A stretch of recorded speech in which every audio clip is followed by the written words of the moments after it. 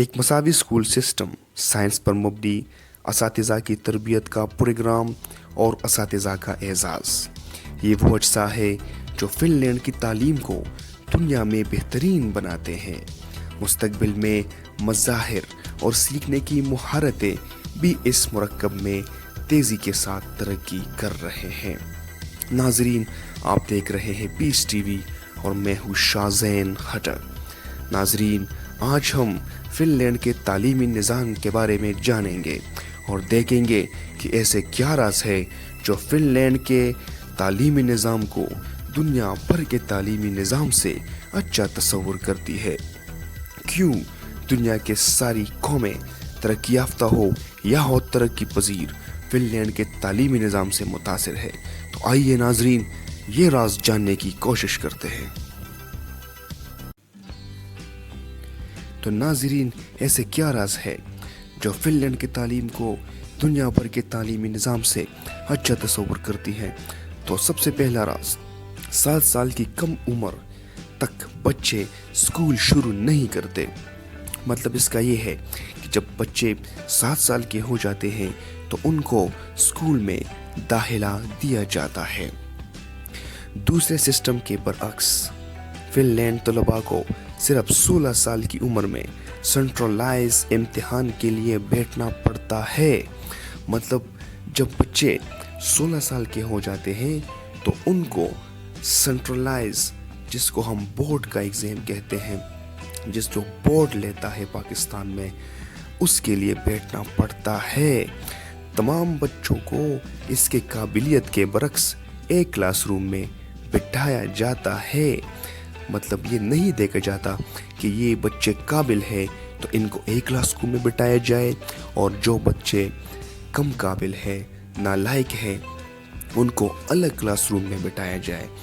Fun land میں بچوں کو ان کے تعلیم کے 6 سال کے دوران بالکل بھی ناپا نہیں جاتا۔ فن لینڈ کا اس کا مطلب یہ ہے کہ فن لینڈ میں 6 سال تک بچوں میں جو کلاس پوزیشنز ہے وہ نہیں ہوتی۔ مطلب فرسٹ، سیکنڈ، تھرڈ وغیرہ وہاں پر 6 سال تک نہیں ہوتا۔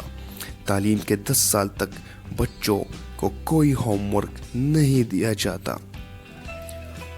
مطلب 10 سال تک کے تعلیم تک، 10ویں جماعت تک بچوں کو کوئی ہوم ورک نہیں دیا جاتا۔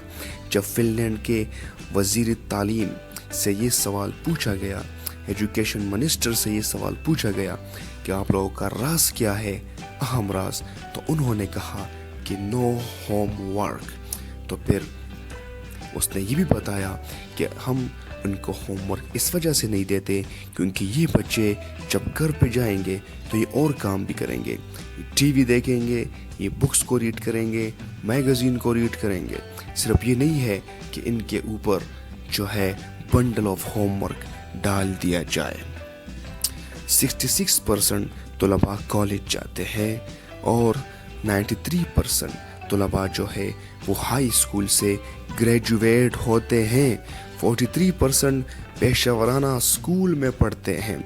مطلب اس کا یہ ہے کہ فن لینڈ میں ڈویژن انہوں نے کی ہے کہ آپ لوگوں نے اتنے بندے، اتنے پرسنٹیج پر آپ نے یہ گریجویشن کرنا ہے، اتنے پرسنٹیج آپ لوگوں نے جو ہے پیشہ ورانہ، جو پروفیشنل، جو ہم انجینئرنگ وغیرہ، ٹیکنیکل وغیرہ، یہ نالج آپ لوگوں نے حاصل کرنا ہے۔ پاکستان کی طرح نہیں ہے کہ یہاں پر ایک سسٹم کے پیچھے لوگ لگ جاتے ہیں تو پھر وہی میں 50,000 گریجویٹس بن جاتے ہیں۔ جس طرح انجینئرنگ سے جو ہے، اگر آپ دیکھیں تو انجینئرنگ سے کاروبار شروع ہو گیا ہے، ٹھیک ہے۔ لاٹس آف پاکستانی انجینئر کیا ہے؟ بے روزگار ہے۔ انجینئرنگ کی طرف ابھی کوئی جاتا بھی نہیں ہے کیونکہ یہاں پر ہمارے ملک میں حساب کتاب بالکل غلط ہو رہا ہے۔ طلباء اسکول میں زیادہ سے زیادہ زبانیں سیکھتے ہیں۔ یہ بہت جو ہے فن لینڈ کے طلباء کی انٹرسٹ ہوتی ہے اس میں کہ وہ زیادہ سے زیادہ زبانیں سیکھ لیں۔ اوکے ناظرین، فن لینڈ میں ابتدائی اسکول کے طلباء کو ایک دن میں 75 منٹ کی بریک ملتی ہے۔ اس کا مطلب یہ ہے کہ ہر 2 کلاسز کے بعد ان لوگوں کو 25 मिनट की ब्रेक मिलती है, जिससे वो फ्रेश हो जाते हैं, दौड़ लगाते हैं और अगले 2 क्लासेस के लिए वो बिल्कुल फ्रेश होते हैं। अमेरिका में औसतन ब्रेक जो होती है वो 27 मिनट्स की मिलती है। असातिज़ा सिर्फ 4 घंटे क्लासरूम में गुजारते हैं और पेशेवराना तरक्की के लिए हफ्ते में 2 घंटे लगाते हैं।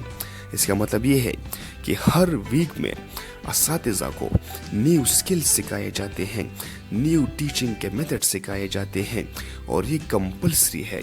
हर वीक में 2 घंटे की क्लास वो लेते हैं और 4 घंटे क्लासरूम में गुजारते हैं। फिनलैंड में तमाम असातिज़ा के पास मास्टर डिग्री का होना ज़रूरी है।